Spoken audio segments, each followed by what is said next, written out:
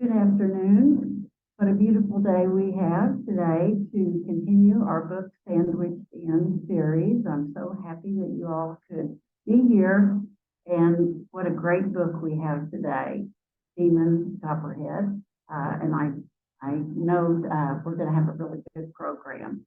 My name is Lisa Lawrence, and I'm the chairperson of our committee, one of the most fun committees you can ever imagine, a book club where we get to pick and talk about lots of good books. So thank you for being a part of our group.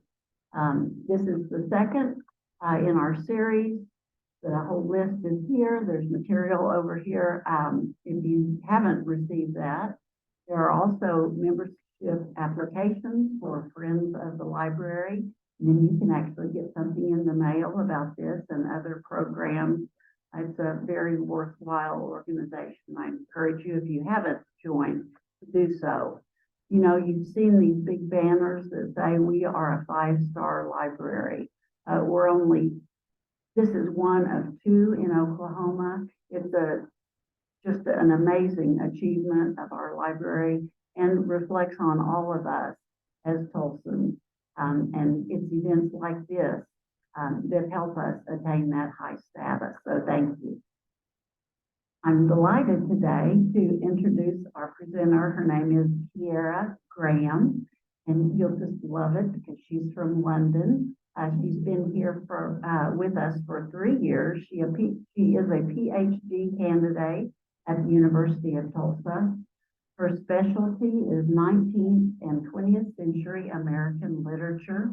Can you imagine, would that be your dream thing, to be a PhD candidate with that focus, particularly on African American and women's writing? Her research addresses issues of social justice, diversity, and equality, specifically as it relates to intersectional identities.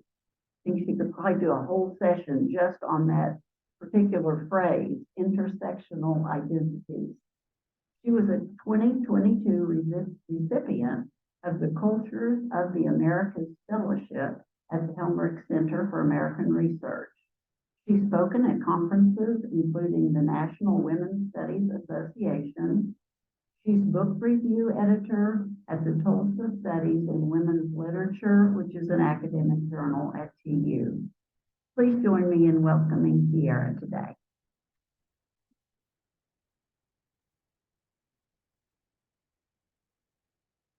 Hello. Thank you for being here today, whether in person or virtually. I appreciate your interest in this book and in this talk. Thank you for the kind introduction. I was thrilled to be invited to speak on this book, and I'm excited to share with you my thoughts, and I also look forward to hearing your thoughts as well. So let's dive in. Set in the mountains of southern Appalachia, Father Kingsolver's Demon Copperhead tells the story of a red-headed boy who navigates the trials of a life plagued by poverty, the American foster care system, and death. A modern rewriting of 19th century Charles Dickens' David Copperfield, the themes which today seem far removed to Victorian England ruminate through Kingsolver's narrative, using Demon's protagonist voice as the mouthpiece. The first-person narrative gives readers intimate insight into rural life that affects over 40 million Americans. As Kingsolver's website highlights, quote, Demon Copperhead speaks for a new generation of lost boys and all those born into beautiful, cursed places they can't imagine leaving behind. Kingsolver wonderfully encapsulates the complex realities that Demon has for his hometown, with moments of relational beauty interspersed in the tragedy. It comes as no surprise that this book won the 2023 Pulitzer Prize for Fiction because of Kingsolver's sheer aptitude for capturing a young boy's battles with poorness, addiction, societal failures, and his attempts to overcome them. Barbara Kingsolver is an American novelist, essayist, and poet whose work centers social justice, American communities, and people's relationships with the environment. Demon Copperhead follows suit. Growing up in rural areas of Kentucky, later Congo, and now as an adult residing in the Appalachia area of the US herself, her knowledge and experience of rural living shines through in Demon Copperhead. It may surprise readers to learn that her educational background is not in English, but rather biology, ecology, and environmental issues. Even when she did turn her hand to writing, it began in the science field, which eventually led to freelance and later more general and fictional writing. However, without this environmental background, I doubt that the foundation for so much of Demon's identity would have come into fruition. Similarly, her innate and personal knowledge of the issues that rural Americans face that parallel with the issues Dickens's novel raises creates a unique opportunity for adaptation that resonates so viscerally with us today. Her activist streak, however, has always been present, exemplified by participating in university protests over the Vietnam War, playing an instrumental role in negotiating the Dayton Peace Accords in 1995, and writing columns opposing the invasion of Afghanistan in the early noughties. Whatever she was to write then would be crafted in the same spirit of calling out injustices and issues that face Americans. Demon Copperhead begins with Demon and his mother in their trailer in the woods of Lee County, Virginia, a town that had a population of approximately 24,000 in the 1990s. The Peggott family are their neighbors, which includes his best friend, Max Peggott, lovingly called by Demon, Maggot. After a Christmas away with the Peggotts, Demon returns to find his mother, Mumfield, has married a man, Stoner, who by all standards is abusive, and Demon's life, already beginning in the hardship of low socioeconomic status, spirals from here. Tormented by drug addiction, Demon's mother passes away from a drug overdose, and he finds himself in a string of foster homes being used lightly. Left to fend for himself, his coming-of-age tale tells us of his discoveries, his birth grandmother, a love and talent for football, friendships, and romance. The novel weaves multiple anecdotes and family networks that emphasizes the tight-knit, admittedly fractured, complex community that Demon comes from. He often notes when thinking about Lee County that living in a place like this means that everyone knows everyone and that, quote, you'd have to look hard for a face you had not seen before, quote. The familiarity that small town life brings further intensifies Kingsolver's key idea about the isolation of rural communities. In this talk, I will reference a few of the key characters, and so it makes sense that I introduce them to you now. Demon, as mentioned, is the young boy whose inner voice in a narrative we are privy to. Maggot is his best friend and neighbor. June is Maggot's aunt and the daughter of the Peggotts, who Maggot lives with next door to Demon in the early chapters of the book. Kent is June's boyfriend, a pharmaceutical representative. Mr. Creaky is the name of the man who owns the farm, the first foster home he goes to, and the Macobs are the second family he ends up with. Lastly, Coach Winfield is the man who takes him in upon the request of Demon's grandmother, and Angus is Coach's daughter who lives with him as well. And don't worry, if you haven't read it, I won't expect you to remember. Those of us who are familiar with David Copperfield immediately spot the crossovers in plot with Demon Copperhead, not least because of Kingsolver's use of naming. The main characters all in some way connect to their Victorian counterparts. Demon being David, the Peggotts being Mr. and Mrs. Peggotty, and later Angus being Agnes, to name a couple of examples, making the text in some ways easy to predict and certainly easy to follow. However, the complex construction of the novel, with its modern flair, uniquely positions rural American life as communities who are isolated, neglected, personified by Demon himself, and left to create their own destiny. Demon's name, not only pulling from the distance, exemplifies the dangers of his environment, being named by the others after the snake that dwells in the same habitat. In the early pages, he explains that, quote, famously, this place where he lived was known to be crawling with Copperhead. The prevalence of the snakes contributing to Demon being named after them once more shows the intense and innate relationship Demon has with his environment, one that epitomizes familiarity but danger. Although this novel leans strongly on David Copperfield for inspiration, you do not need to have read the book to engage and enjoy this novel. It is pertinent to recognise, though, that the eerie similarities between the problems both Dickens and Kingsolver illuminate are not antiquated issues. Demon Copperhead provides a social commentary of the children who are forgotten on the outskirts of society, recognising how the same ideologies of class division and discrimination still exist but have manifested to meet modern times. The art of adaptation, however, is a genre to be explored and can often be taken for granted when analysing a rewriting story.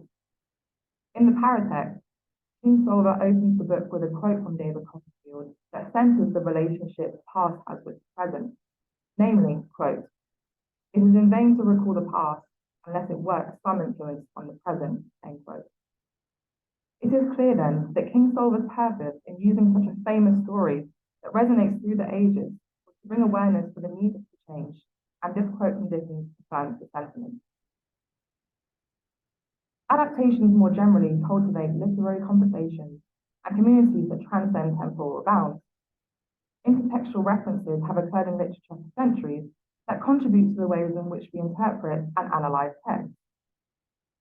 Adaptations exhibit the evolution of a story by renovating it to re-survive the contemporary situation. What is to be gained from this intertextual relationship? Well, in the words of Dickens, this is, quote, "influence upon the present," end quote. Kingsolver's motive, if we are to subscribe to that philosophy, is to explore the same issues which consequently call attention to how little things have for some people. For Kingsolver particularly, considering her environmentalist background, the concept of literary evolution, takes on new interdisciplinary dimensions, collaborating biology, sociology, and English. Her writing symbolises the relationship between writing and how we understand nature and the culture of literary tradition and growth. There is, too, the argument that no art is original, so the study of adapted literature exposes the art of storytelling as a mechanism for retelling through new perspectives and sensibilities that have an effect on the text's contemporary conditions. Just as in biology, Kingsolver highlights how literary culture adapts, and Demon Copperhead is the background for the latest stage in the evolutionary process. With the issues, poverty, addiction, and so on, Kingsolver discusses far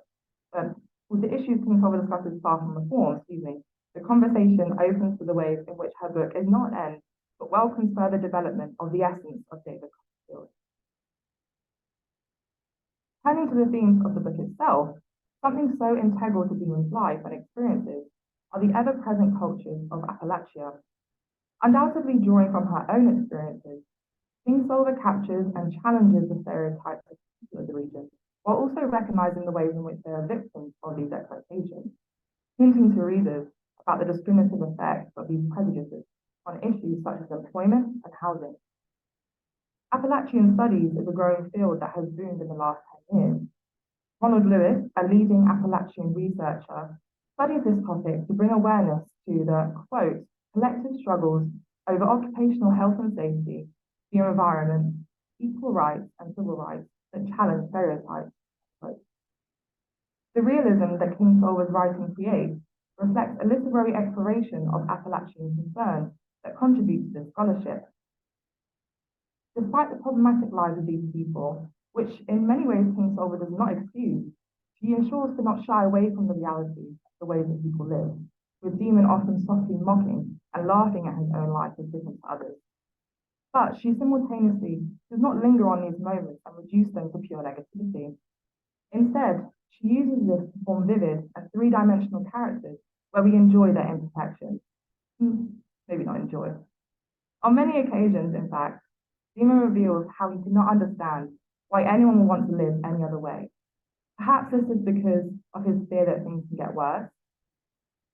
But there is an air of homely pride, even as he experiences such violent displacement. The institutional contempt and disregard for Demon's well-being when finding his foster home, one consequence of the lack of investment in Appalachia, demonstrates an example of the structural feelings towards these communities. Additionally, another issue that Kingsolver focuses on as a significant consequence in the elected communities is the drug and addiction epidemic that that specifically impacts this area of America. According to the Council on Foreign Relations, quote, since 2000, more than 1 million people in the US have died of drug overdoses, the majority of which are due to opioids, quote.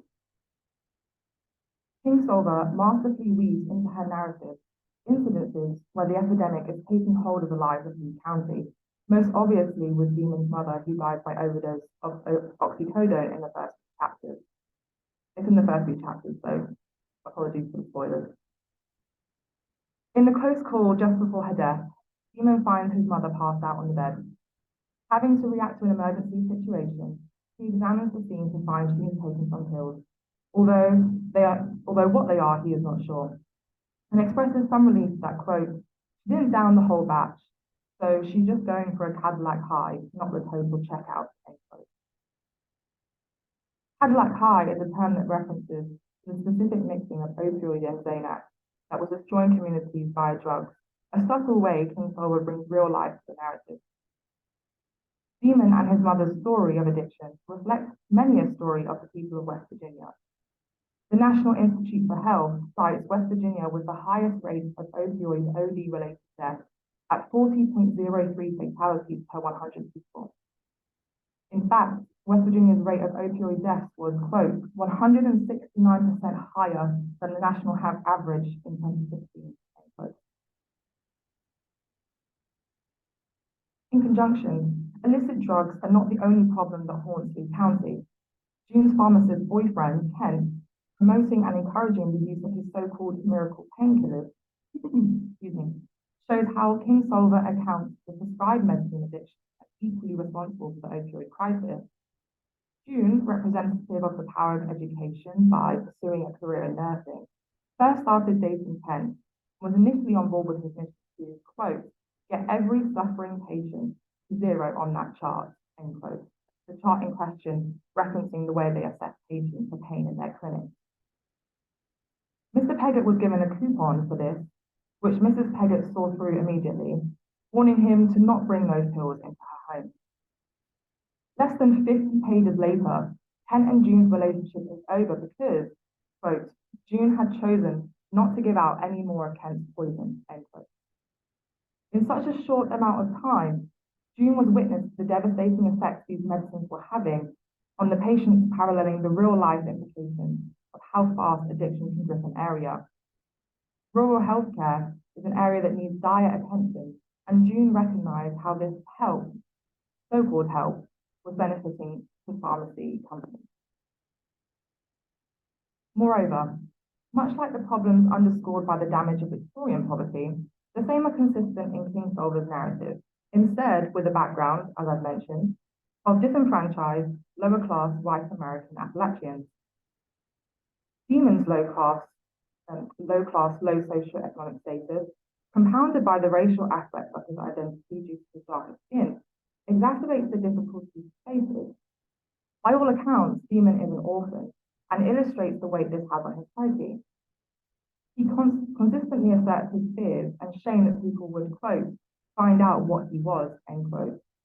Not who, but what. Many of the chapters close with a lament of the same sort, communicating Demon's emotions of the despair he feels about his circumstances.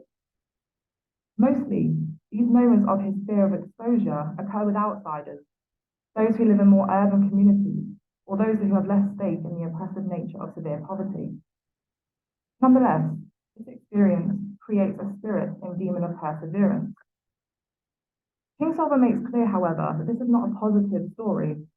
She does not want to romanticize his multidimensional abuse, but she does show the surprising strength and level-headedness, mostly, that is generated in Demon experiencing his trauma. Nothing conveys these feelings more than a thought that Demon utters after a long day on Mr. Creasy's farm, again at the close of the chapter, 14 in this case. He narrates, quote, if you're standing on a small pile of shit, fighting for your one place to stand, God Almighty, how you fight for it, end quote. The pile he alludes to here is his life and current situation, but the direness is so extreme that he knows it's his only choice. With this being his only bleak option, the desperation to fight for it becomes even more tragic. and intensifies the severity of the situation that this child is in. By doing this, Kingsolver emphasizes and foreshadows the battles that Demon has ahead and the way that he shapes who he is. His place in society, constructed by aspects of his identity, influences his choices as the world seems to be, and in many ways is, opposing him, a common thread that connects the novel's themes. His outward racial identity, as I mentioned, his dark skin and bright eyes inherited from his father, further complicates Demon's unique social position. His appearance at once ostracizes him, whilst creates fleeting moments of belonging in relation to his heritage. Namely, these same looks are what signal the beginning of his redemption, when he is recognized by his grandmother through the splitting image of his father, her son, and removing all doubt of kinship. Therefore, Demon's class and racial identity is a complex source of contention for Demon, where he struggles to fit in, but brings him a sense of home for Rye. It is only when meeting his grandmother that someone cares for him, albeit she does not want him to live with her, but she ensures that he goes somewhere he will be safe. It is within his own complicated familial community that he finds some modicum of security, and not to mention this is the home where his football career begins to flourish. Furthermore, his outward appearance leads him to refer to himself by a term that is historically deemed as an insulting slur to his mixed racial heritage, a word that describes him as one of the indigenous Appalachian people, and that I'm going to err on the side of caution of repeating. Demon does not quite seem to grasp the gravity of this word, again suggesting this is what he's been labelled rather than something that he has discovered. His father being dead validates Demon's unknowingness of this part of his heritage, whilst it endorses the technologies of visual racism, which affect perceptions of communities and affect the development of unconscious biases. As we quickly learn, the overwhelming and frankly horrifying but sadly truthful cloud that shrouds Demon's early teens are his experiences with the American foster care system. Separated from his mother and home, Demon is pulled from pillar to post of abusive homes. First, Mr. Crickson, also known as Creaky, Dickens's Mr. Creakle, farm where he is forced to live in squalid conditions and perform hard labour that would rival even the most cruel Victorian workhouses, being very much aware that his presence is for purely financial gain. Still no more than a paycheck, he is passed on to the macabre Mr. and Mrs. McCorber family, another neglectful home where he is forced to live in a small cell-like utility room with no food and being made to work in the garbage behind a local convenience/gas station for pittance. When Miss Barks is assigned as Demon's caseworker, there are glimpses where she shows concern for Demon's well-being and future. She is human after all. However, the ominous Department of Social Services supervisor, Baggy Eyes, is representative of the child services system. In the moments before Demon is dropped off at Mr. Creaky's farm, Baggy shows his reluctance to be involved in Demon's care, symbolizing the minimal help the system offers. Quote, "You need to take him in," end quote, he says to Miss Barks, in order to avoid him having to do it himself, relinquishing his responsibilities. Demon is also very aware of the DSS inadequacies, even before this instance, because he notes the high turnover of staff. Demon thinks, quote, "I'd run through caseworkers galore. You don't get attached, nor would you want to," end quote, indicating the lack of resources and staff members that proves a larger problem in the system, funding. Many studies have found that, quote, "close to 300,000 children are removed from their homes by the state and placed in foster care. For far too many of these children, foster care is no safe haven," end quote. What is more, calls for reform revolve around issues of lack of cultural competency and not finding age-appropriate homes for children, an experience that we see many times in Demon Copperhead. For many, quote, "children, foster care is confusing, destabilizing, and at times damaging," end quote. Demon sadly becomes another one of these statistics, another one of the 300,000, and is constantly searching for answers and understanding, stability and safety, something that every child has a right to. As he later settles in at Coach Winfield's home, the optical aspects of his identity are even more further complicated when the 12-year-old onward Demon, much taller and bigger than his peers, is scouted to play for his high school football team. The internal and external conflicts about his sense of belonging and aspirations for the future culminate in football as a theme running throughout. A symbol of the American dream, football provides hope for release from his sorry beginnings by giving him a sense of value and a chance at social mobility. Demon's place in Coach Winfield's home was contingent on him playing football. Thus, his safety and life is literally at stake and rests on him being good at the sport. The lavish life he experiences then shows the direct elevation this sport can have on him and his status. After a conversation with Coach, Demon is invited to prove his worthiness and his place on the football team and has a realization about his future. Quote, "I would be here," Demon said, quote, "for all of them, in this house, going out for football," end quote, contemplating how he has solidified his future for at least the next few months. The short sentences used to express this realization suggest his disbelief that he has some stability, plus shows how he is cognitively processing his past and his future, a burden more than any child deserves. Moreover, upon discussing his experiences at the farm supply store, he notes how some people recognized him for football, and he relished in, quote, "being known," end quote. Being known is a complicated turn of phrase here. At once, being hints at the idea that he has life, verb to be being the opposite function, but known highlights how finely he is seen, something that had been lacking and contributed to his trauma previously. Football, then, took Demon out of the shadows of the underbelly of America. In research conducted for the International Review for the Sociology of Sport, Dare to Dream, a 3-part documentary on NFL draft prospect Josh Jacobs, was analysed to show how his story was spun from being a story of American struggle to a story of American triumph. Being African American and coincidentally born and bred in Tulsa, Jacobs' story exemplifies the romanticized rags to riches trope that shapes so much of American cultural ideology, an ideology that Demon too lives by in order to feign optimism.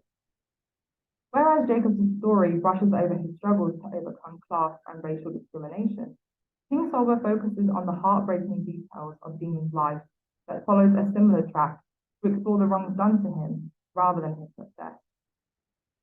Although, as mentioned by Lisa, my personal research interests reside in American literature, I relish any opportunity to read Victorian writing. Kingsolver's novel is the perfect mixing of the two, almost metaphysically in the same way she constructs Demon's mixed heritage. The hybridity of the text does not obscure its accessibility, however, and I thoroughly enjoy it. I will look forward to seeing what Kingsolver writes next as well. In the spirit of Kingsolver's cover paying homage to Dickens' original cover, which you can see here, obviously Kingsolver and Dickens there, I have created a similar collage, although I'm not artistic enough to draw them. I have the types of imagery that spring to mind when I was reading this text. Additionally, I wanted to add my own evolution of the text visually, which promotes both the intertextuality and a new element, intermediality of the text. As you can see, these are those images. In the top left, and pretty self-explanatory, a copperhead snake, a symbol of both Demon and his environment. Underneath is what looks like a small boy playing football. Although Demon is described to be big for his age, his childness is often overlooked in multiple ways throughout the text. His tragic experiences force him to grow up quickly, but the force of a football tackle on a small child as metaphorical reminds readers of the unfair injustices and injuries that he acquired whilst navigating life. In the bottom is a school bus again, self-explanatory. Furthermore, in the top right is a ground view as if looking up at the sky of dead trees. So much of Demon's life, as we've discussed, is about his environment, but death pervades and the clouds cover him. The cigarette butts underneath lay like spent bullets that signify each cigarette that Demon smoked throughout his childhood, another indication of childhood neglect. Lastly, the drawings, the consistent joy he has from his early years throughout his childhood. Much like Kingsolver, I welcome you to think upon your own perceptions of the differences in American life and share too today your pictorial thoughts that you had whilst reading. Thank you very much. I open the floor to any comments or questions.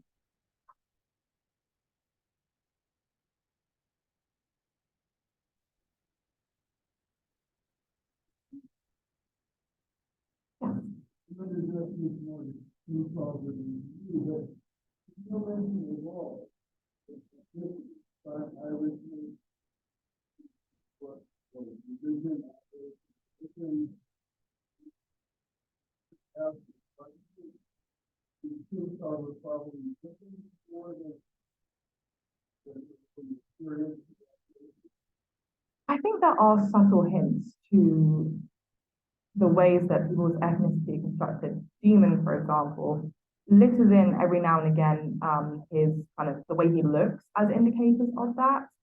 But I think you're right, there is a vagueness in all the other people, and Kingsolver doesn't necessarily go into detail about, like you say, the other ethnicities and communities that make up this really rich history. So I too would have that question for Kingsolver. But if I was to, answer your question now, I would say that Demon has moments himself that I think are purposely obscuring that question, not get too lost in that idea and to see the community as whole, especially when so much of the text is about being fractured anyway. And I think that communal spirit is more important to Kingsolver, at least in this text. Maybe in future ones she'll go into more depth. Yeah, great question. Thank you so much.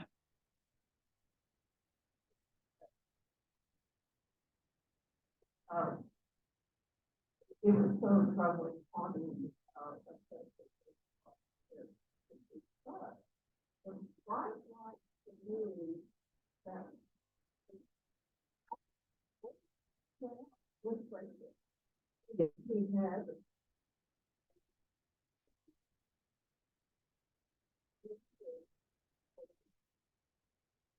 Yeah, I completely agree. For the benefit of the chat, sorry, I didn't repeat the question before. I'm sorry, I didn't catch your name.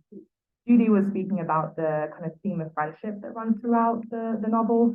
And I would go even further to say that there's almost like a brotherhood that forms as well, which again kind of speaks to these complex like networks of what's going on that emphasizes that community feel, and that it doesn't always have to be blood that creates those close bonds. But yeah, I completely agree. Thank you.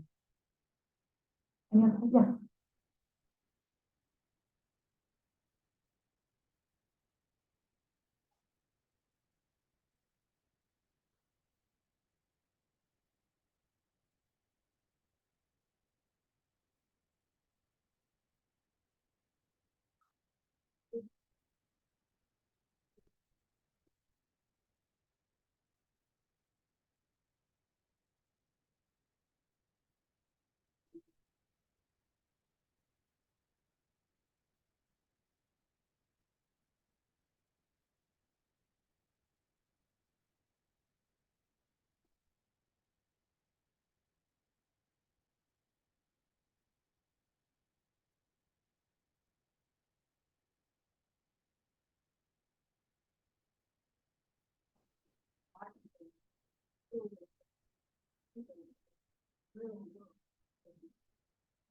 Yeah, I agree. And again, for the benefit of the Zoom, I'm sorry, I didn't.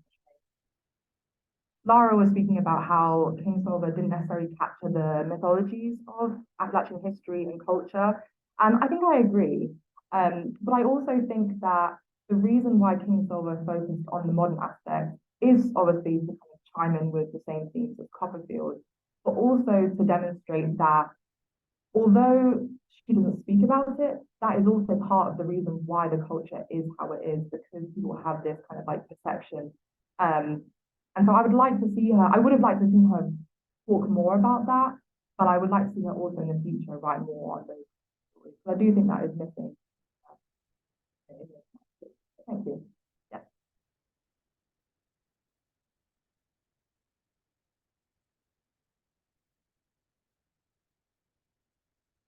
Yeah, absolutely. yeah, I think it would have its own nuances and its own uh, niches and things that are related to wholesome history as well. But I think it can apply to most places where sadly poverty exists, which is most places. So yeah, Lisa, thank you.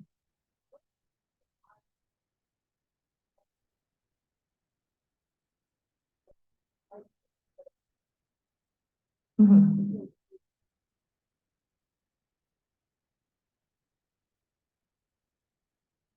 Yeah,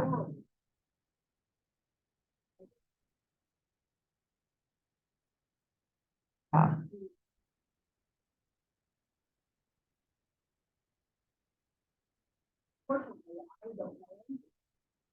Mhm.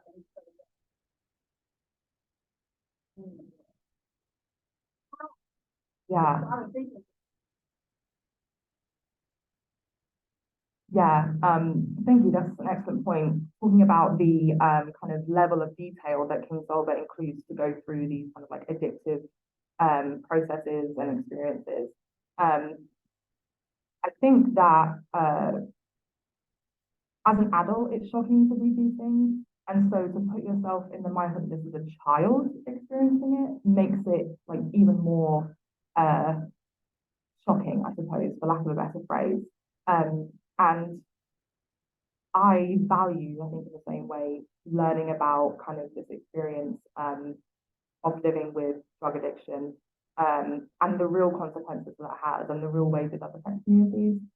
As I said in my talk, when I was reading through, uh, talking about June's relationship with her boyfriend, I went back and looked to see how big the difference was between this is amazing, we're helping people, and this is actually killing the community. And for it to be such a short amount of time, I think was purposeful to make that, make that statement that no, look, this it can take over very quickly and very rapidly. Yes. Hi, Bob.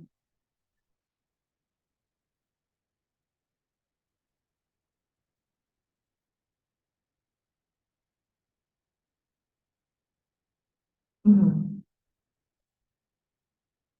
Yeah, definitely. I do think there's a element of sadness there because in many ways that family I wouldn't say replicates but has similar experiences. The mother passes away, and so it goes to show the two different ways that people can respond to that sort of grief. um but I do think that was a turning point in the text that I was glad that happened, because as I was speaking to Karen about earlier, you know, being hit with all these terrible anecdotes and stories makes it hard, and then you suddenly see this, oh, there's some hope there, something going on. But again, he suffers with his own addiction to alcohol. So I think it just goes to show this kind of like inherent struggling that happens that can affect anyone, no matter who you are, what money you have, success, etc. Can doesn't discriminate, so to speak. Yeah.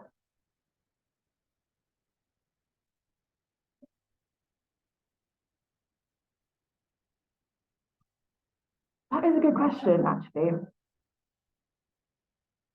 Hmm. I don't think she is necessarily condemning the idea of the American dream. I don't think she's saying it's a bad thing to dream. I do think she is condemning, or at least criticizing, calling out the ways that we kind of understand what it means to dream, and the way that it's kind of been constructed within our understandings of what it means to be successful, by having this kind of aspiration for money and status and all those sorts of things. I think she's asking us to rethink and refocus the way we kind of understand what's important in life. Um, so that's kind of an on the fence answer, I understand. But I think on the whole, she, I think on the whole, she isn't criticizing dreaming, but she is criticizing the American dream, the kind of adjective described as a cop out answer. Yes, thank you.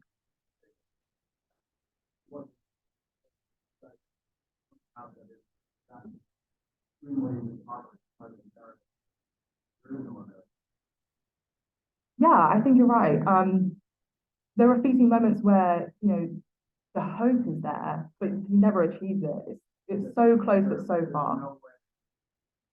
Yeah, yeah, yeah,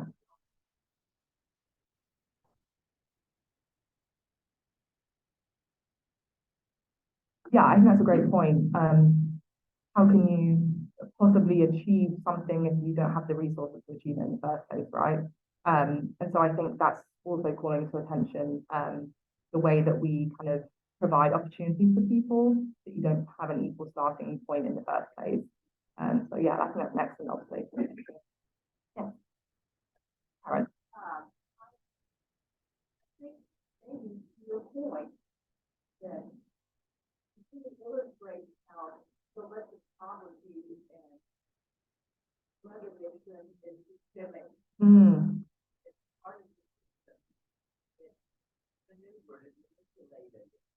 Yeah, yeah, absolutely. I think that goes back to the point that was made over here. If you already start from a position where the odds are stacked against you, then not only is it an uphill battle, but are you really in a battle at all when it's, you're surefire to lose? And I think that goes back to the point that was being made at the back as well, about this idea that kind of American poverty, at least that how Kingsolver presents, is this kind of like Dollar General, rural, in the middle of nowhere kind of lifestyles that really, use a biological term, create a petri dish, a breeding ground for these kind of issues to occur. So I think that's a great observation. Thank you. And oh, yeah. Mm-hmm.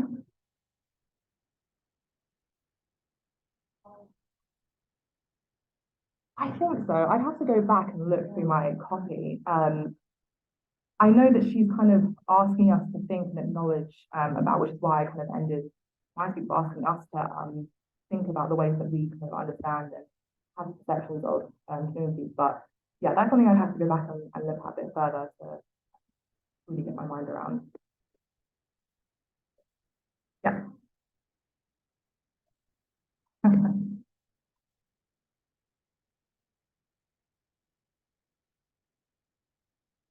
No, because I'm not too embarrassed to admit that I'm not an expert on Appalachian history. And I think that's so critical to understanding this level. I don't think it means that you can't read it or can't interpret it, can't analyze it, because of course everyone's had experiences where like relate it in some way.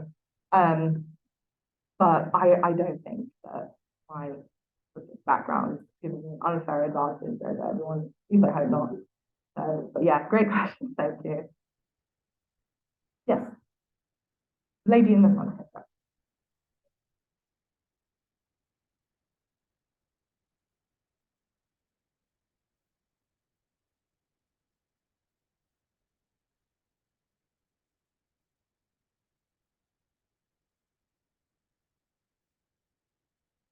Great question. That was a question about is there a sense of complete hopelessness and kind of resignation to that fact?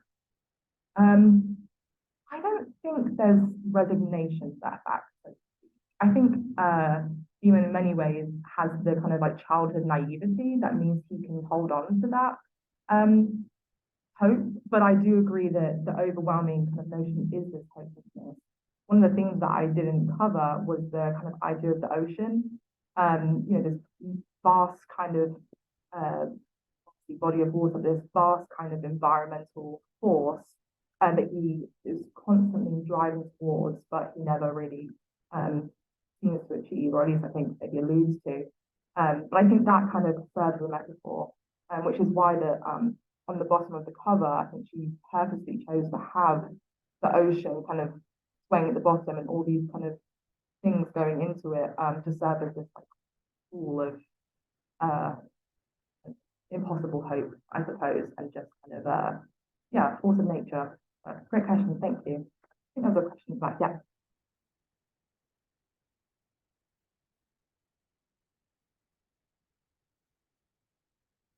Yeah, this is something that I was thinking about as I was reading, and I half thought, because my focus is in women's writing, should I, talk about the women in the text?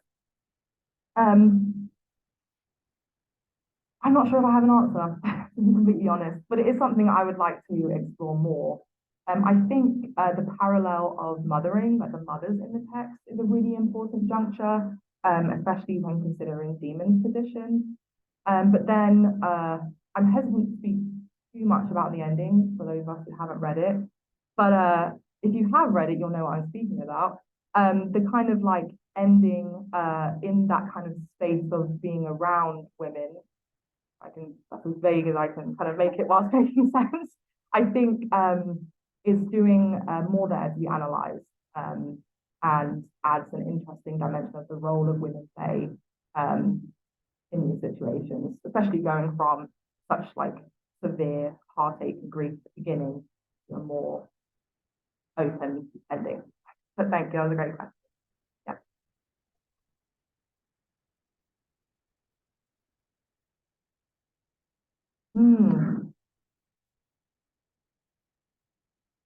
Yeah.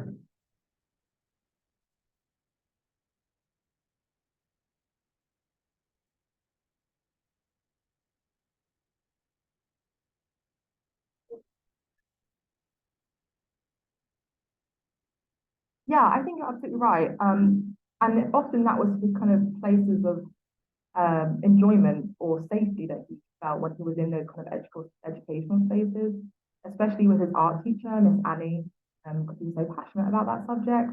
So I agree. I think the space of education is something that Kingsolver wants to make clear that is important and is part of the solution to overcoming systemic issues that these kind of communities face. Yeah, great, thank you.